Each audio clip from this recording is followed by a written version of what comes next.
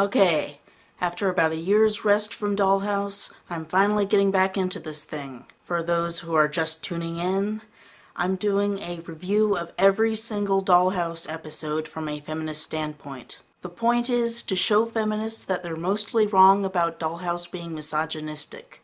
It's got a few problems here and there, but mostly it's a feminist show. It's about liberation from an oppressive patriarchal institution that wants to keep our protagonists in sexual slavery. If feminists have a problem with the show, I invite them to point to the problem and talk about it on the respective video page. The 5th and 6th episodes of Dollhouse's second season, The Public Eye and The Left Hand, are two parts of the same story. They were aired together, one after the other, so even though some points aren't resolved here, it was expected that they would be in the next hour. The Public Eye starts with Senator Perrin about to make a speech against the Rossum Corporation. His wife questions if he's worried that the Rossum Corporation might try to kill him. Relax. The Rossum Corporation's evil, not stupid. They're not going to try anything when the cameras are rolling. I told you Rossum was evil. He then delivers a speech that's basically everything feminists have ever criticized about the show. Human trafficking, prostitution, and unconscionable abuses of neural technology. People have their memories erased and are brainwashed to do things that would appall the most cynical among us. He introduces his special guest, Madeline, who can testify about the Dollhouse being this evil slavery institution. They preyed on me when I was at my weakest and forced me to do things I never would have believed. Yes, the Rossum Corporation is evil. Of course it is. This whole scene is something from the side of good. It looks like that this should be what happens because we don't like the Dollhouse. Of course, Rossum is an incredibly powerful evil organization that won't go down easily. Adele's boss chews her out for letting Madeline go, but he says he'll take care of it. Adele promptly goes behind his back to take care of it herself. Former active once made a passing reference to us in his blog.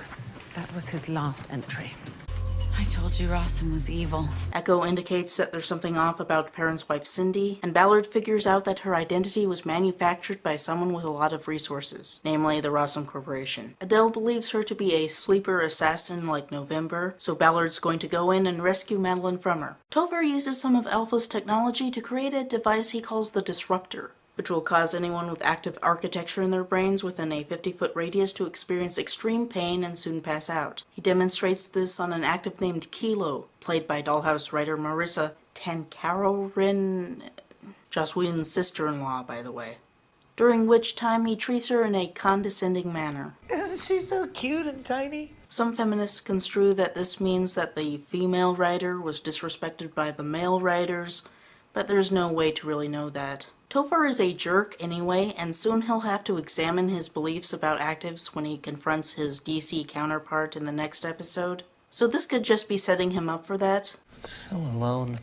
She could have requested a cameo where Topher abuses her character, similar to Alexis Denisov requesting his character hilariously fail during the big fight of the Buffy the Vampire Slayer Season 3 finale. She could have written the scene herself. There's simply no way to know, and not enough evidence that she was actually disrespected. Anyway, Topher indicates that the Disruptor will affect Madeline too. Even though she's technically not an active of the Dollhouse anymore, she still has active architecture in her head. Ballard gets angry at them for this. You know, the good guy speaking out against the slavers. Even though she's supposedly free, the Dollhouse can still take control of her very easily, because they're evil. Topher and Adele do come off as slightly guilty though, if just for misrepresenting their deal. While Ballard goes to save Madeline, Echo is also sent to get Perrin out of harm's way. Topher turns her into a prostitute named Bree, who thinks that someone hired her to sleep with the senator and then acquire blackmail material against him. Only she doesn't actually sleep with him under his own free will. Perrin drinks something from room service, it's clear he's been drugged, and he wakes up in bed with Bree. Bree's been filming him, and she indicates that the tape shows them having sex, which if it got leaked would ruin his political career. She says she sent the juicy bits to her employers, so it's possible that Topher created the memories and she didn't actually sleep with him. But even still,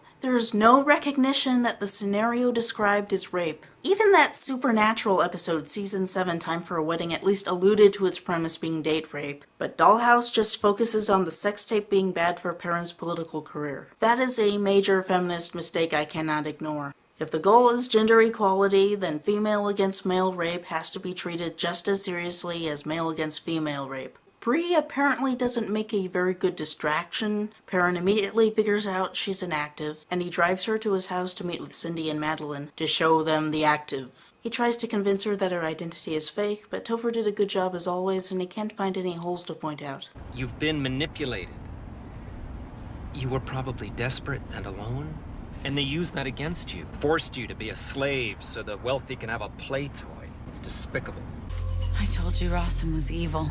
As they get to his house, Ballard tries to get Madeline out. Of course, she sees him as the scary Dollhouse agent and refuses to go along with him. When she calls for help, Ballard turns on the disruptor, which affects Madeline but not Cindy, though its reach extends far enough to affect Echo and Perrin. Alarmed, Bree grabs Perrin and drives him away. The disruptor effect causes them to glitch, and they realize they're actives. Topher exposits that Perrin was a drunken loser born to a political family, and Rossum used his family connections to gain a political puppet by altering his mind to get him motivated into politics. While his memories about his identity are intact, they affected his personality and made him think his handler Cindy is his wife. Bree remembers enough from Echo to call her employers, which means Adele, and she asks her for help. Perrin's scared, but Bree feels safer with her Dollhouse oppressors than with Perrin's. Meanwhile, Cindy tells the security to kill Ballard while she hunts down the actives, but he escapes. She pretends to be Perrin's wife and tries to exploit his feelings to make him come with her, but in using the handler phrase to make him compliant, he glitches to the imprinting process. Bree tries to help and Cindy decks her.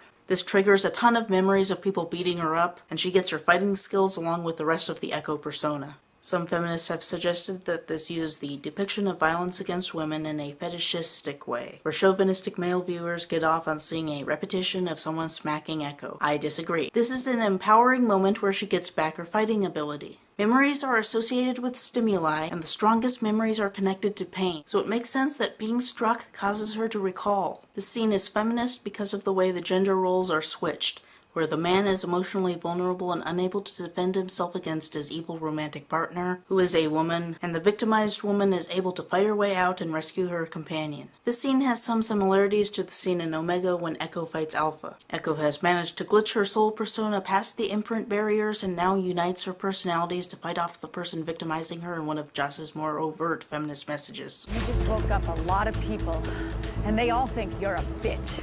This line, along with Aliens, Get away from her, you bitch! are two that I'm willing to forgive for using the misogynistic term bitch, being both badass and used in an empowering context. Feminist stories are not ones in which all women are good. Cindy is an evil woman. Echo is a good woman. Why not? That's how life is. So I guess Cindy eventually manages to take them down and delivers them to the DC Dollhouse. They're examined by Bennett Halverson, the DC version of Topher. While Topher is wacky and apathetic, Bennett is reserved and apathetic. She's also significantly scarier. She is a sadist, smugly confident in her own superiority. We find out later that while Topher thinks of actives as toys, she thinks of actives as food. She gets Echo alone in a room with her and proceeds to sadistically torture her, after first acknowledging her as Caroline. End Part 1. Stay tuned for Part 2, The Left Hand.